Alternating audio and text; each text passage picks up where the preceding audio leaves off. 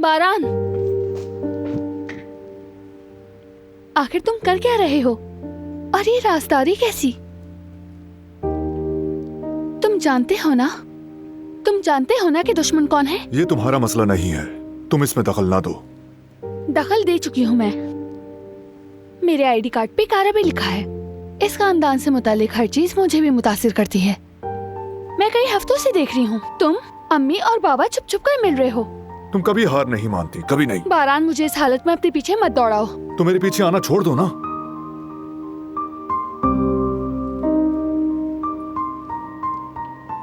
क्या वो पेटीज बना रही हैं? हाँ तो बताओ, कौन है वो दुश्मन? मान लो एक बार मेरी बात, दूर रहो इससे।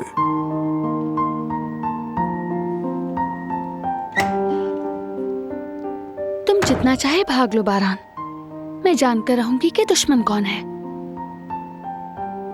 लेकिन पहले मैं अपने बेबी को पेटीज की दावत दूं।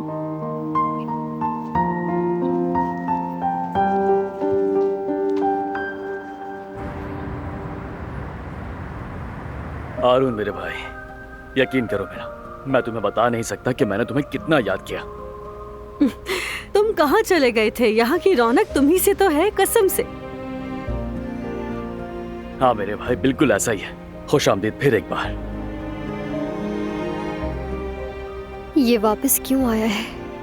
क्या ये मेरे लिए आया है? तुम कैसी हो यास्मीन?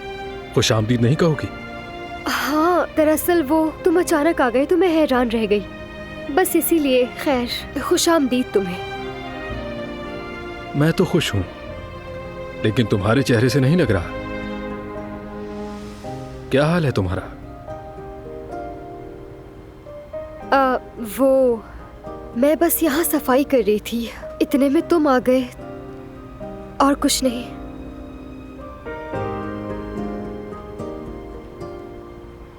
क्या तुम मेरे साथ चल सकते हो? कहा मेरी जान? अरे हमारा हारून वापस आया है, इसके लिए मजेदार खाना बनाते हैं। भाभी जहमत ना करें आप। चुप हो जाओ बिल्कुल। अपने बड़ों की बात को इस तरह रद्द नहीं किया जाता। हारून मेरे भाई, ये हुक्म जवेरिया का है, मना नहीं कर सकते। तुम आ रहे हो, मैं इंतजार कर रहा हूँ और कोई बहाना नहीं चलेगा। जवेरिया, मैं जैकेट लेकर आता हूँ, फिर चलते हैं। फिर मिलते हैं।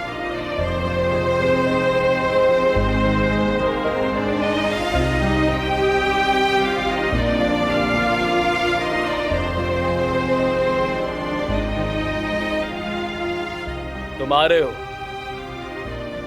चलो जवेरिया, एहतियात से।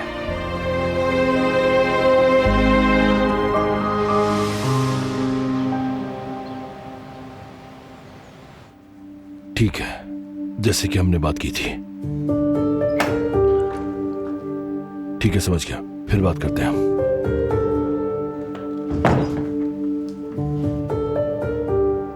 किससे बात कर रहे थे तुम? काम से मुताल्लिक। फराद, तुम्हें हुआ क्या है? तुम उदास रहने लगे हो, चेहरा परेशान है। तुम फोन पर बात कर रहे होते और जब मैं आती हूँ तो फोन बंद कर देते हो। ये सब कहीं बारान भाई और तुम्हारे मसले की वजह से तो नहीं? ताल्लुकात अब भी खराब हैं? खराब तो है गुल। जानती हो उसने क्या किया? मेरी पोजीशन को चैलेंज कर दिया सिर्फ एक गलती की वजह से। और तुम्हें अभी भी उम्मीद है? बारान के साथ तलवारें खींच ली गई हैं, अब कुछ नहीं हो सकता। बहुत परेशान हूं मैं, कुछ समझ नहीं आ रहा कि इसका हल कैसे निकलेगा। देखो, तुम इस घर के फर्द हो और तुम कारा बे हो, तुम भाई भी तो हो उनके, और अब तुम्हारे लिए वापसी का कोई रास्ता नहीं। तुम्हें इस वक्त रिलैक्स रहना होगा फराद, और मुझे तुम्हारी ये हालत बिल्कुल भी बर्दाश्त नहीं होती।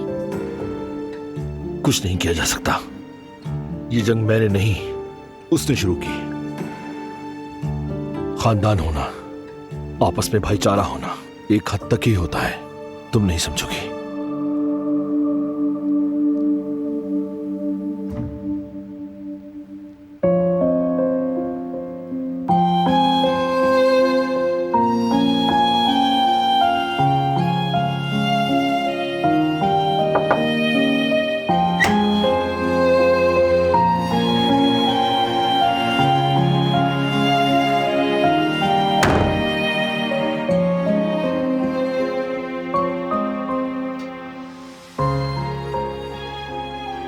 गरम गरम बने हैं, मिलकर खाते हैं।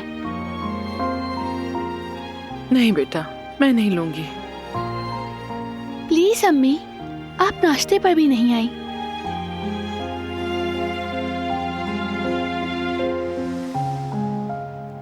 अम्मी चले आप खा भी लें। बेटा मेरा बिल्कुल दिल नहीं कर रहा।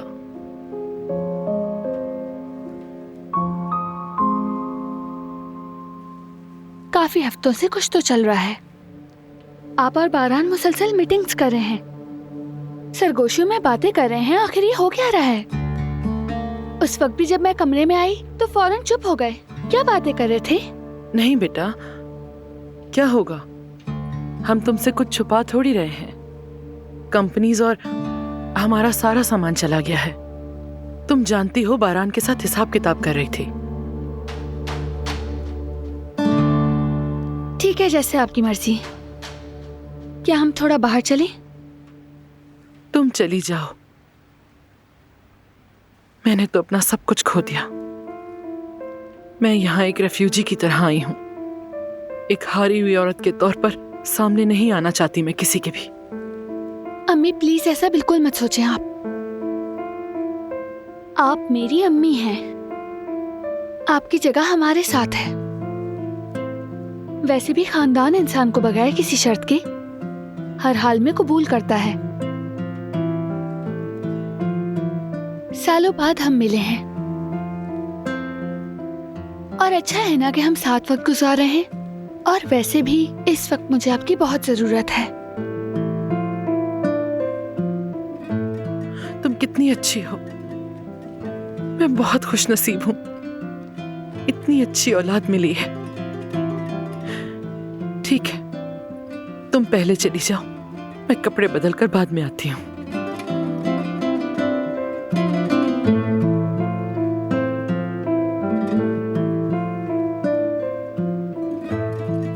बाद में प्लीज। अभी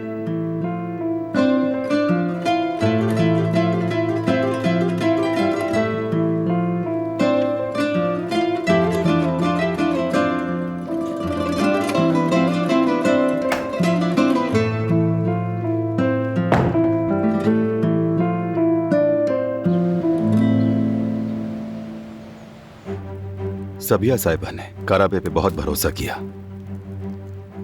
आखिर में वो ऐसे ही खाली हाथ रह गई। मैंने कहा था कि सब कुछ ले लूंगा। मैंने ले लिया। घर, कंपनी, अस्पताल। बेचारी सबिया साहिबा। हमें सारी चीजों से जल्द से जल्द छुटकारा हासिल कर लेना चाहिए। यहां से कमतरी की बू आ रही है मुझे।